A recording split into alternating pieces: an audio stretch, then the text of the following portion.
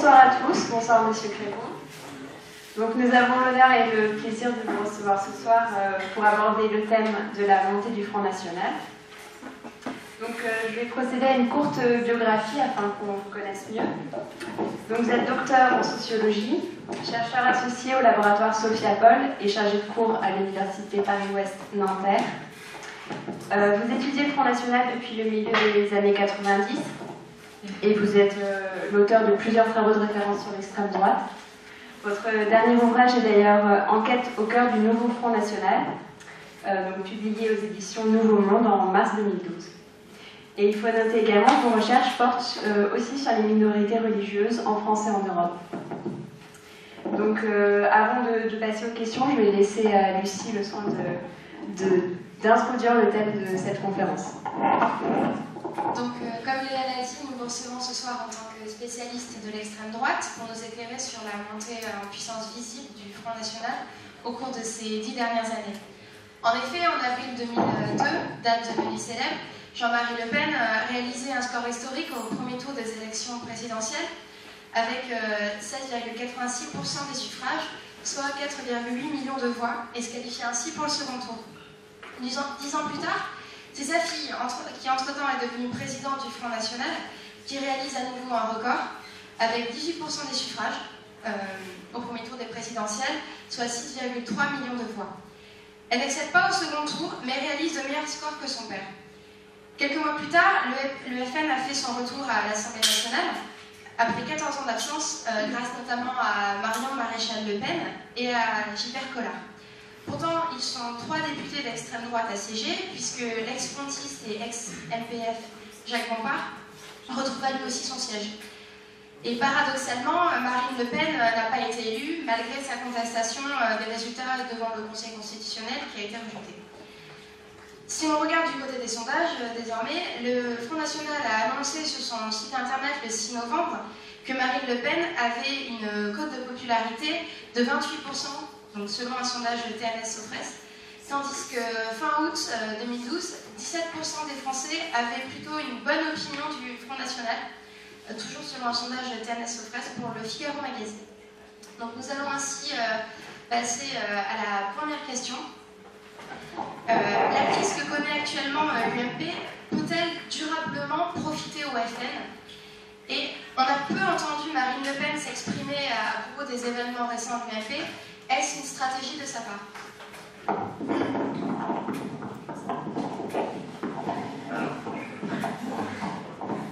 Voilà, vous m'entendez?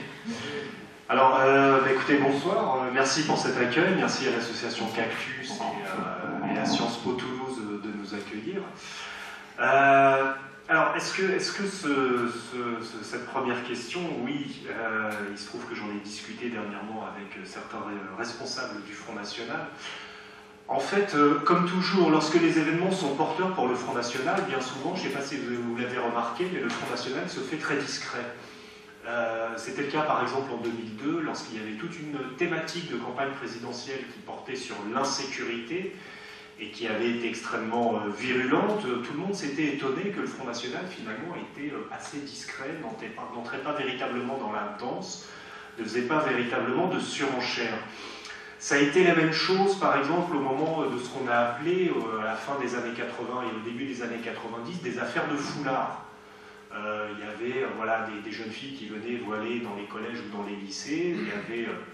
Ça avait créé toute une polémique. Et encore une fois, les gens s'étaient étonnés que le Front National ne rentre pas dans le débat, ne fasse pas de surenchère. Mais le Front National a parfaitement compris finalement que lorsque les événements sont porteurs sur des thématiques qui sont les siennes, il a tout intérêt à ne pas entrer dans le débat, puisque en arrière-plan, tout le monde se demande, et d'ailleurs vous en êtes l'illustration ce soir, c'est mais qu'en pense le Front National? C'est-à-dire que finalement le Front National est dans l'esprit de tout le monde, il est dans toutes les têtes, sans même qu'il ait à se prononcer sur tel ou tel événement. Et là, ça signifie vraiment que le Front National, finalement, a gagné en partie ce qu'on peut appeler la bataille des idées. La bataille culturelle, telle que pouvait la définir Antonio Gramsci. Et finalement, il est omniprésent sans même qu'il ait à intervenir dans les débats. Donc, pour en revenir au débat sur la question de l'UMP, vous avez remarqué les premiers sondages. Est-ce que le Front National profite de la zizanie qui règne à l'UMP? Et c'est le cas pour une majorité de Français. C'est la première question qu'on va poser dans les sondages. Alors, je pense en effet que ce qui se passe à l'UMP peut servir le Front National. Je pense qu'il y a deux raisons. La première raison, c'est que ça conforte le discours populiste du Front National. Le discours du Front National tel qu'il existe depuis sa création, depuis le début des années 70, ça consiste à critiquer la déconnexion des élites avec le peuple. Alors ça, c'est une première chose. Les élites ne sont là que pour leur pouvoir personnel, que pour pouvoir s'enrichir, tout ça sur le dos du peuple, de la population. Donc la critique de cette déconnexion et ce qui se passe à l'UMP lorsqu'on voit cet affrontement entre Jean-François Copé et François Fillon, au-delà de ce qu'on peut penser de ces deux responsables et de ce qui les oppose,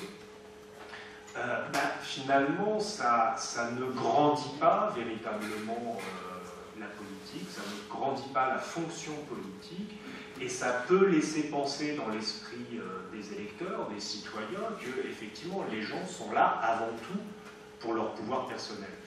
Et je vous dis un mot sur ma façon de travailler. Ça fait voilà, à peu près une quinzaine d'années maintenant que je fais des enquêtes sur le Front National et au sein du Front National, que j'interviewe les militants, que j'assiste à des séances d'action militante, de tractage, de collage d'affiches, bref, que j'essaye de coller au plus près de ce parti politique, de ses adhérents, de ses sympathisants et aussi de ses électeurs. Et finalement, le sentiment que les élites sont déconnectées de la population, des gens ordinaires, c'est quelque chose que je retrouve depuis le début de mes enquêtes et que je retrouve partout. Et c'est également quelque chose qu'on retrouve au niveau des électeurs, c'est-à-dire que les électeurs du Front National sont les premiers de l'échiquier politique à considérer que les hommes et les femmes politiques ne se soucient pas des gens comme nous, des gens comme nous, c'est-à-dire simples citoyens. Et ce qui est intéressant en plus, c'est que c'est un sentiment que l'on retrouve également chez les abstentionnistes.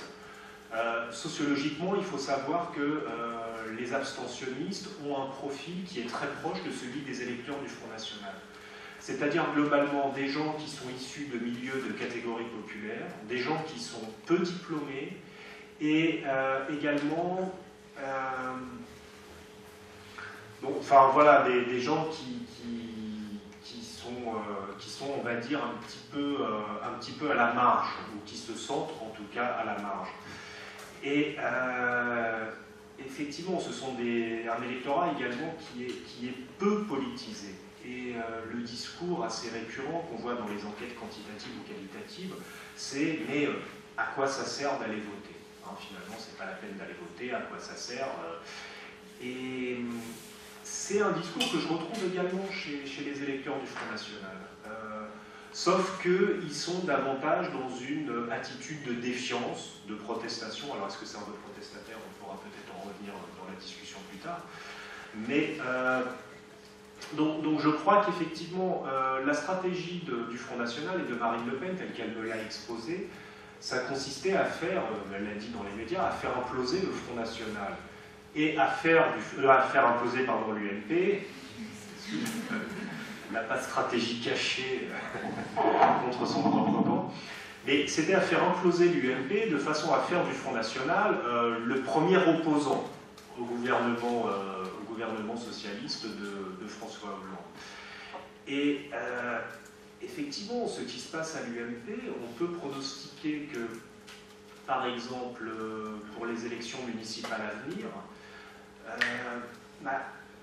autant Jean-François Copé que François Fillon ont dit qu'ils refuseraient toute alliance avec le Front National, que ce soit au niveau local ou que ce soit au niveau national. Et lorsque vous avez un leadership au sein d'un parti politique qui est très fortement écorné, pour pouvoir imposer des directives nationales au niveau local, ça va être particulièrement compliqué. et certains maires ou certains responsables politiques qui brillent des mairies, qui sentent que dans tel ou tel endroit, je pense notamment dans le sud-est, qu'ils vont avoir besoin de l'appui des voix du Front National, peut-être qu'on va voir ça et là des alliances se faire. Ça avait été le cas notamment par exemple lors des élections régionales de 1998. Et ça pourrait effectivement écorner la légitimité des principaux responsables de l'UMP. Donc on n'en est pas encore là aujourd'hui. Sans doute l'UMP va-t-elle sortir de cette crise et essayer de se remettre d'aplomb pour les municipales. Mais si ce n'est pas le cas, ou en tout cas s'il tarde encore à le faire, on peut prédire que le Front National bénéficie de cette crise. Vous avez parlé, vous avez commencé à aborder le thème du vote protestataire, et justement on avait une question à ce sujet, donc je vous relance là-dessus. Voilà, est-ce que le vote FN c'est un vote de conviction? Est-ce que les gens adhèrent profondément au thèse du FN, ou est-ce que c'est plutôt l'expression d'un mécontentement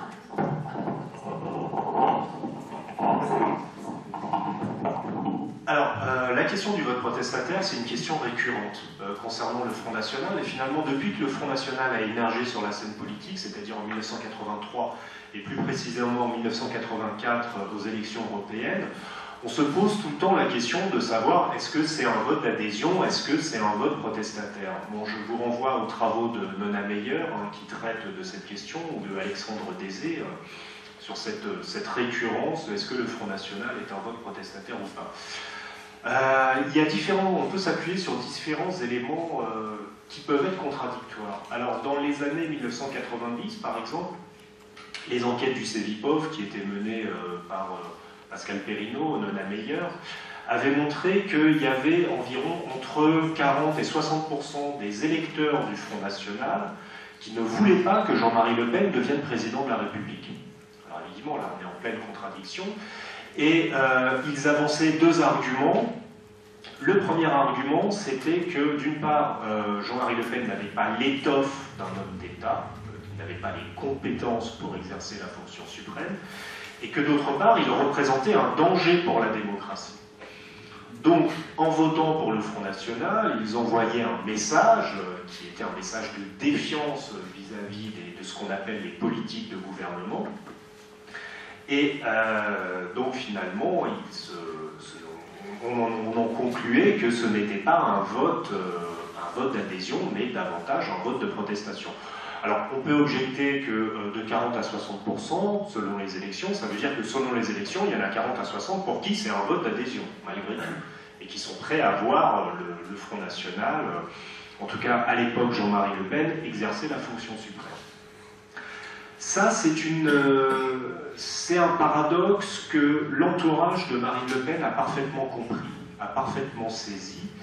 Et moi, je me souviens, j'ai interrogé, puisque bon, au début, mes premières recherches ont concerné sur les jeunes militants du Front National. Et au moment de 2002, donc de l'accession de Jean-Marie Le Pen au second tour de l'élection présidentielle, et même plus précisément juste après cette élection, j'ai fait des entretiens avec des gens qui sont aujourd'hui dans l'entourage de Marine Le Pen, dans son entourage politique proche. Et ce qui peut paraître paradoxal, c'est tous m'évoquent le 21 avril 2002 comme une défaite cuisante. Alors que pour nous, on a le sentiment, quand on regarde cet événement, que c'est l'apothéose du Front National, il arrive au second tour. Et en fait, pas du tout, puisqu'il réalise à ce moment-là, devant l'extraordinaire mobilisation qu'on a pu voir contre le Front National, il réalise à ce moment-là que jamais le Front National arrivera au pouvoir. Avant cette date, pour les avoir interviewés auparavant, ils étaient tous persuadés qu'un jour Jean-Marie Le Pen allait devenir président de la République. Mais vraiment, c'était une conviction qu'ils avaient, la plupart d'entre eux, et qu'ils auraient des rétributions, qu'ils auraient des postes, qu'ils exerceraient le pouvoir.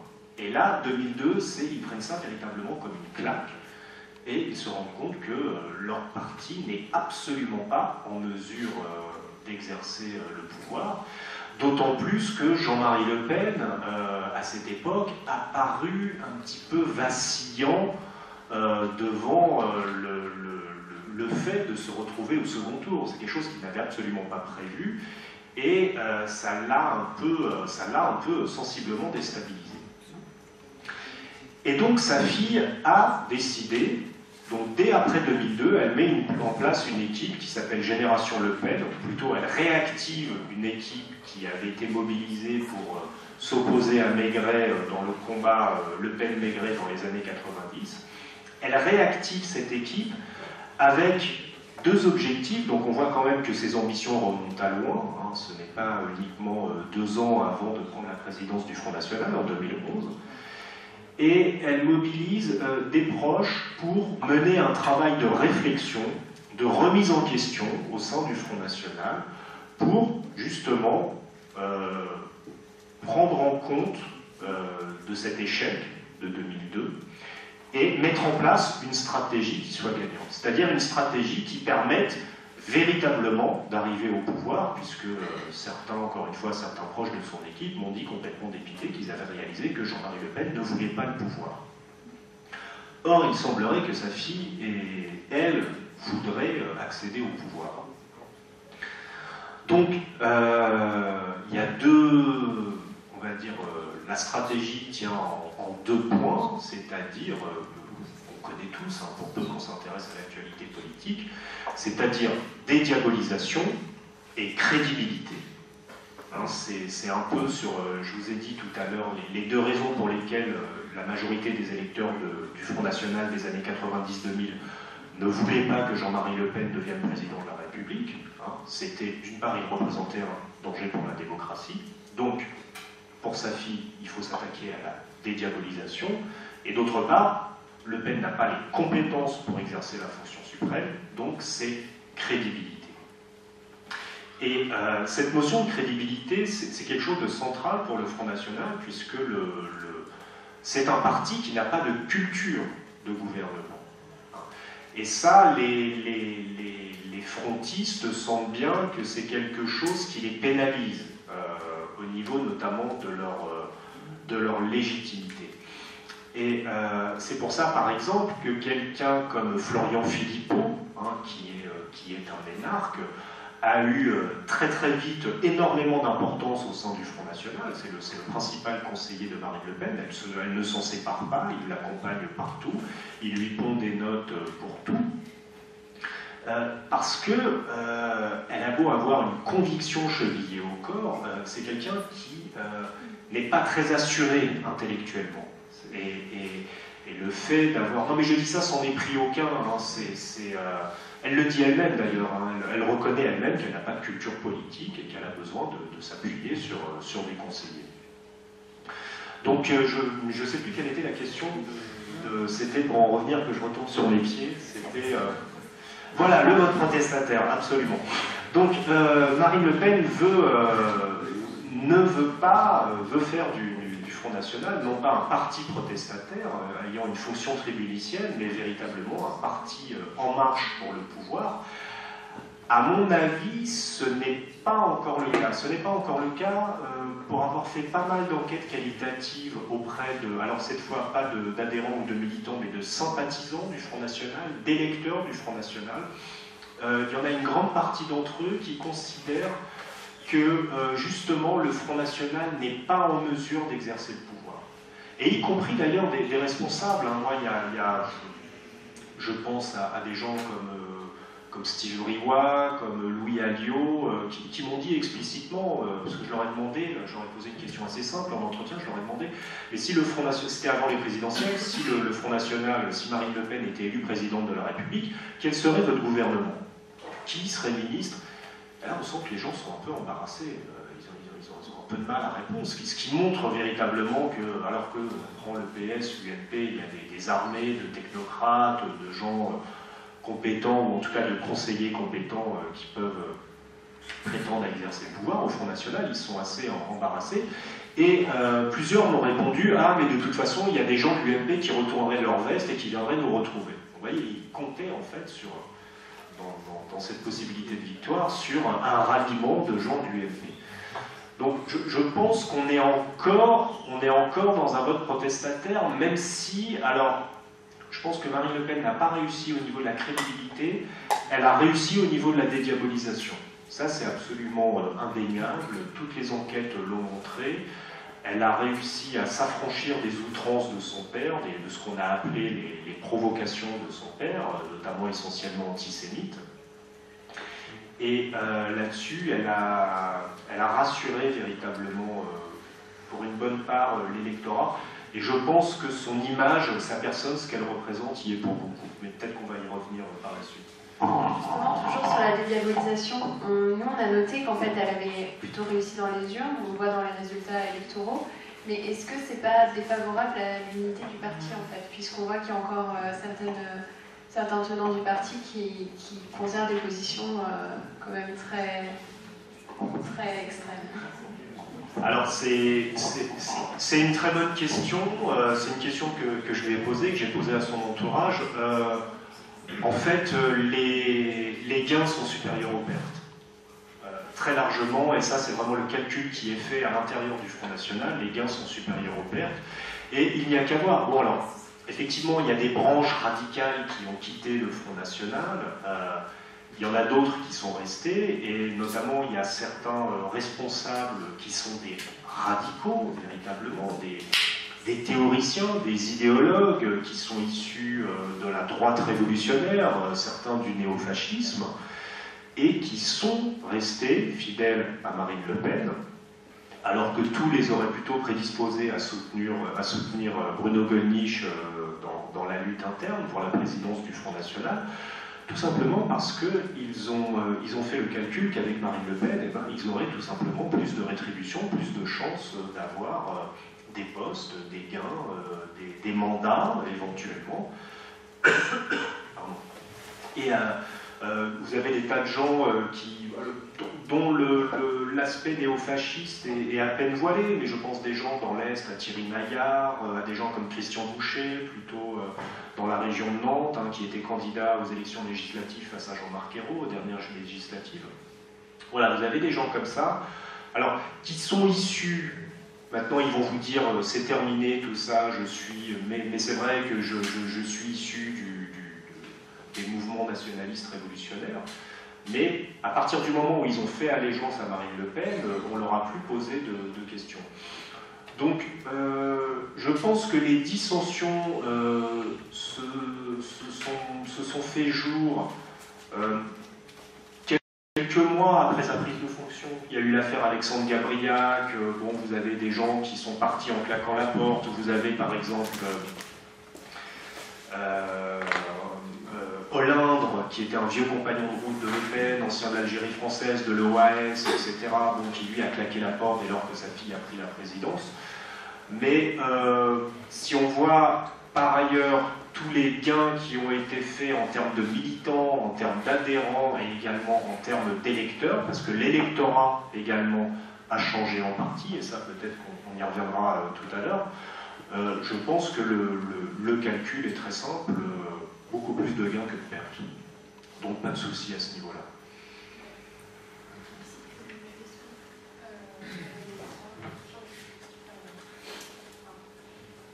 On paraît qu'on vous a donné les questions avant l'intervention. Je vais être plus court, je vais être plus synthétique. Non, c'est pas juste parce que je me suis absolument l'ordre qui est établi. Donc vous parlez de l'électorat, et justement, est-ce qu'on peut dire que le FN est le nouveau parti plébéien? Est-ce qu'il a supplanté le Parti communiste français? Et du coup, comment expliquer le revirement de la classe ouvrière vers le Front National? Alors, le Front National, oui, alors de toute façon, il a complètement supplanté le Parti communiste, ne serait-ce que voir au niveau électoral. Même, je pense, le Front de gauche. Vous prenez l'électorat du Front de gauche, ce n'est pas un électorat populaire. Là-dessus, je pense que stratégiquement, Jean-Luc Mélenchon s'est trompé dans sa campagne. Je vais discuter avec un de ses conseillers, c'est pas une pique que je lance. Mais il y a eu En fait, Jean-Luc Mélenchon a fait toute sa campagne à rebours de celle de Marine Le Pen. il a pris à chaque fois, il prenait le discours de Marine Le Pen et il essayait de montrer, de s'inscrire dans le versant inverse, dans la position inverse. Je reviendrai là-dessus. Mais dans les années 80, c'est-à-dire le moment où le Front National émerge, c'est une époque où la gauche vient d'arriver au pouvoir, et finalement il y a tout un pan de l'électorat traditionnel de droite qui est un petit peu déboussolé. En plus, la droite vient d'éclater. Jacques Chirac a créé le RPR. Il y a des tas de ralliements qui sont en train de se faire. Il n'y a pas véritablement de leader qui émerge pour prendre la tête de l'opposition au gouvernement de François Mitterrand. Et c'est vrai qu'à ce niveau-là, il y a tout un pan de la droite qui se porte vers le Front National qui émerge à cette époque, que l'on voit comme le meilleur rempart face à ce qu'on appelait à l'époque le danger socialo-communiste.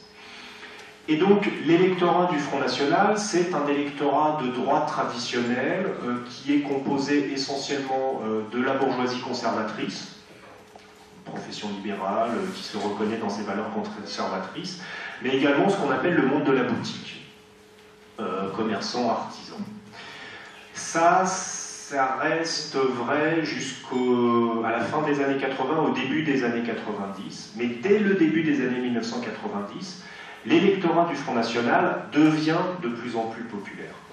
Alors il y a sans doute la chute du mur de Berlin qui a eu un rôle non négligeable là-dessus, et le discrédit qui s'est porté sur l'idéologie communiste. Et c'est vrai qu'on voit à cette époque, et je pense notamment aux travaux de Nana Meyer, mais de ce qu'on appelait par exemple dans la région parisienne la ceinture rouge, les banlieues rouges, qui étaient des banlieues communistes, avec un communisme municipal extrêmement puissant, qui commence de plus en plus à se porter vers le Front National. Et alors qu'à une époque c'était essentiellement le Parti communiste qui avait cette fonction tribunicienne, c'est de plus en plus le Front National qui se met à incarner cette fonction. Et donc, dès les années 1990, dès 1995, le Front National devient le premier parti chez les ouvriers, ça devient le deuxième parti chez les employés, ça devient le premier parti chez les chômeurs, et ce qui fait que le Front National, s'en rendant compte, adapte son discours. Dans les années 1980, le Front National prétend incarner la véritable droite. Et donc les modèles de Jean-Marie Le Pen, c'est Ronald Reagan, c'est Margaret Thatcher, c'est l'apologie de l'ultralibéralisme économique, c'est un anticommunisme virulent, c'est le conservatisme moral. À partir des années 90, devant cet afflux d'électeurs populaires, le Front National se met à tenir un discours de plus en plus social. Et on voit des affiches, par exemple, qui stipulent « le social, c'est le Front National ». On voit également émerger des critiques du capitalisme, les premières critiques de la mondialisation, et tout ça pour coller à cet électorat ouvrier, employé, qui est toujours plus nombreux à voter pour le Front National.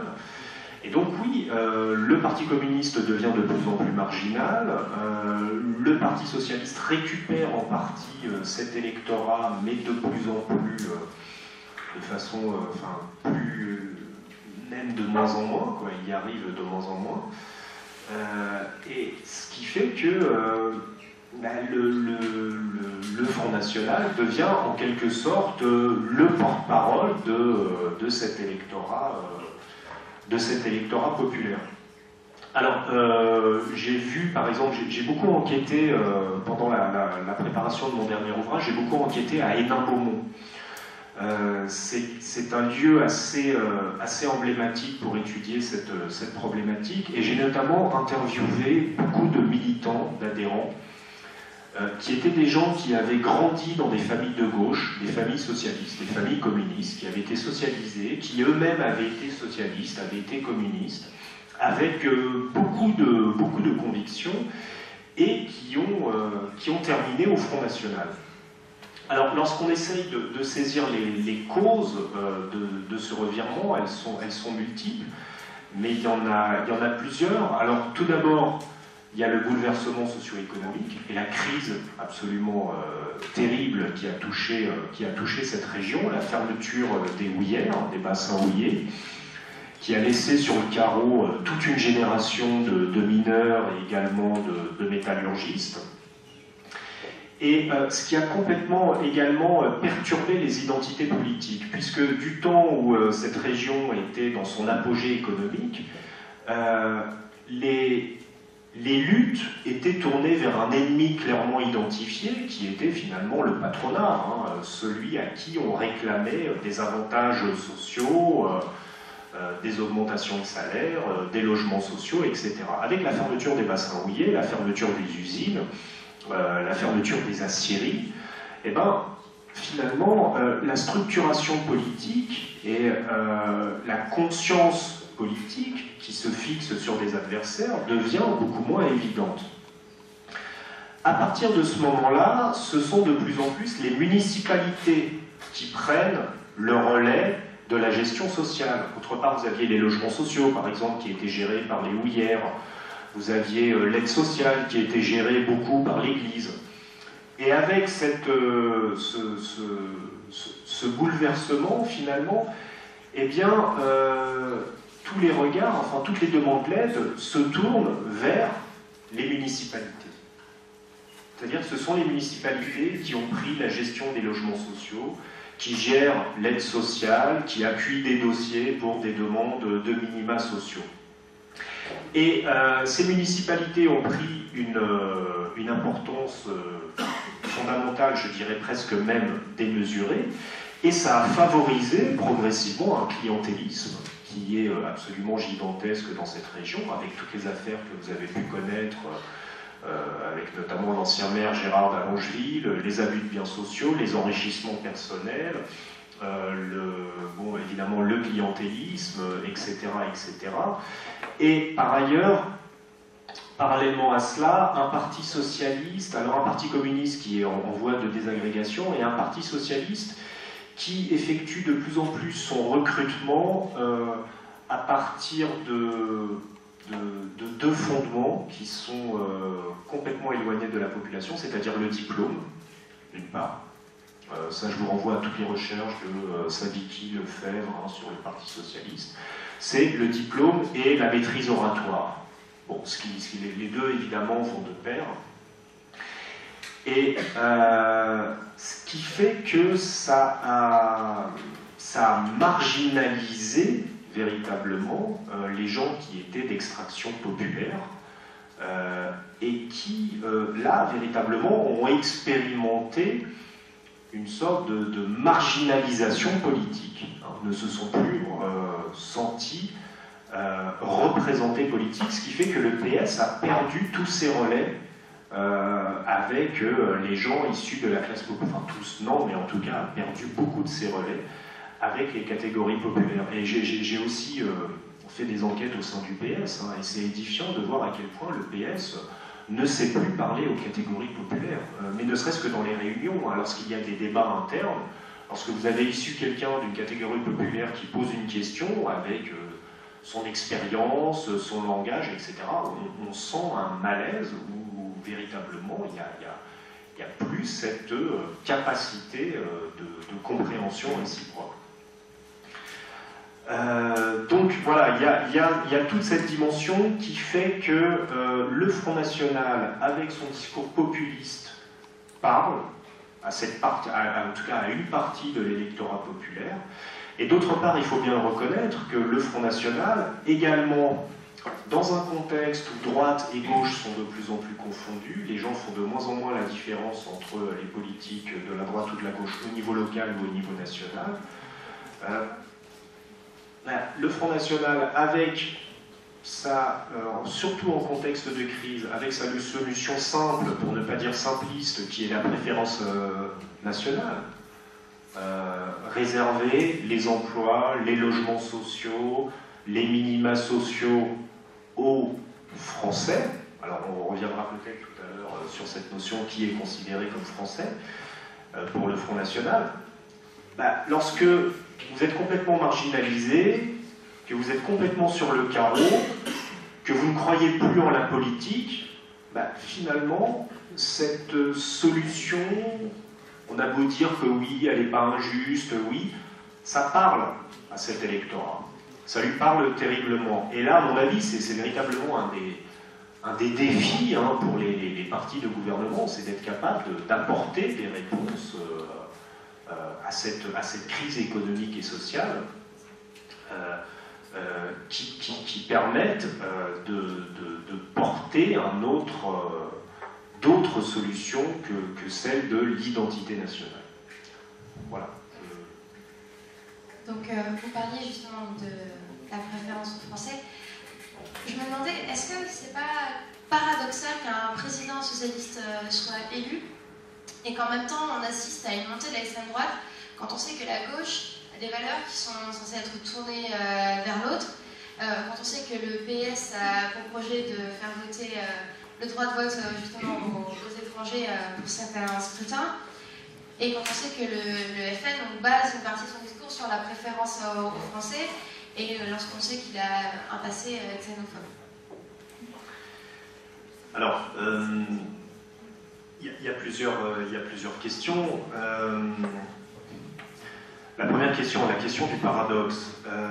Ce qui est intéressant de noter, c'est que le projet de droit de vote des étrangers, des immigrés, notamment non issus de l'UE, aux élections locales, c'est un projet qui existe depuis la fin des années 1970, en tout cas qui est dans les cartons du Parti Socialiste depuis la fin des années 1970, qui n'a jamais été appliqué. Et ce qui est intéressant, c'est que au fur et à mesure où le Front National a fait des scores toujours plus importants, et finalement le projet ressort à chaque élection des cartons du PS comme un vieux serpent de mer, et devant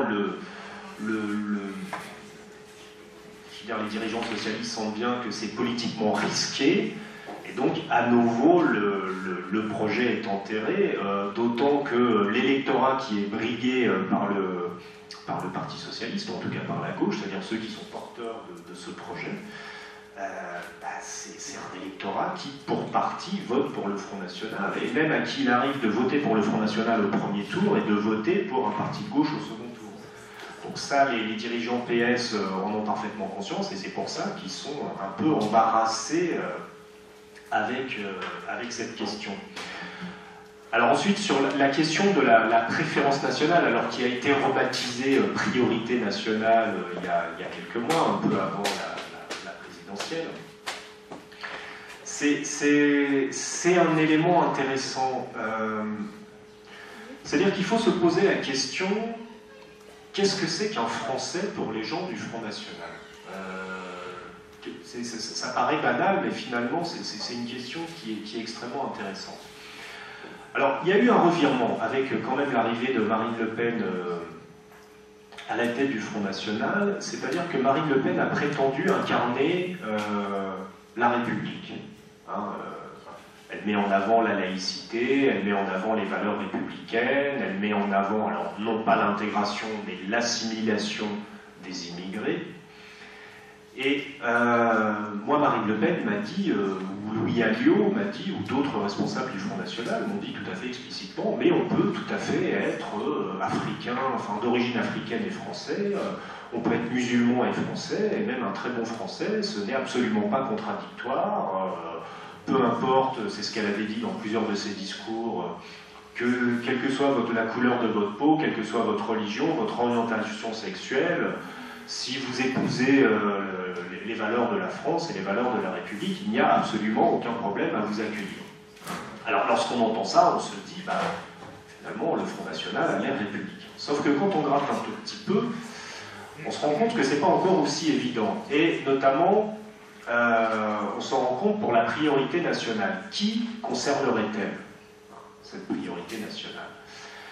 Alors, lorsque vous posez la question aux dirigeants du Front National, ils vous répondent tout de suite, oui, mais il y a certaines catégories de Français qui sont tout à fait inassimilables, qu'on ne peut pas assimiler parce qu'ils sont porteurs de valeurs, de culture, qui sont complètement contradictoires avec les valeurs et la culture française, voire même, ils vont jusqu'à dire, avec les valeurs et la culture républicaine. Et donc, ils disent par exemple que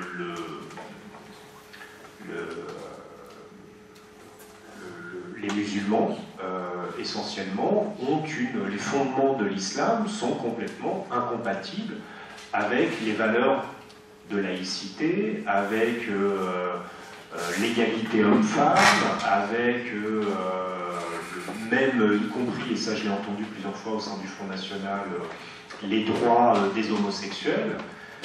Et finalement, ayant des valeurs qui sont contradictoires avec ces fondements républicains, eh ben, il y a lieu de ne pas les laisser s'intégrer dans la République. Et donc, lorsqu'on leur parle d'intégration, ce qu'ils veulent mettre en place, c'est un processus d'évaluation de la bonne intégration des valeurs républicaines, ce qui est quand même assez intéressant quand on sait que le Front National est sans doute un des partis qui porte le moins les valeurs républicaines. Hein. Historiquement, c'est tout à fait édifiant. Donc, voilà un petit peu sur cette question. On voulait également aborder le thème de l'instauration d'une part de proportionnelle à l'Assemblée nationale. Certains disent que ça favoriserait essentiellement le FN et moins d'autres partis comme les Verts, le Modem. Et est-ce que c'est vraisemblable? Et si oui, pourquoi? Comment vous expliquez? C'est tout à fait vraisemblable, il suffit de faire un petit peu d'arithmétique. Hein. Vous avez par exemple les Verts qui ont fait 2% à la présidentielle et qui ont un groupe à l'Assemblée nationale, et le Front National qui a fait presque 18% et qui a 2 députés. Donc oui, véritablement, s'il y avait la proportionnelle stricte, alors notamment au niveau des élections législatives, ça ne pourrait que favoriser le Front National. Bon, même si on se dit que les gens, dans les stratégies du vote, si c'était la proportionnelle, peut-être qu'ils ne voteraient pas comme ils votent, mais il n'empêche qu'il est indéniable que ça favoriserait le Front National, et d'ailleurs c'est ce que demande le Front National, ça fait partie de ses principales revendications, et naturellement, de son point de vue, il a tout à fait raison de le réclamer.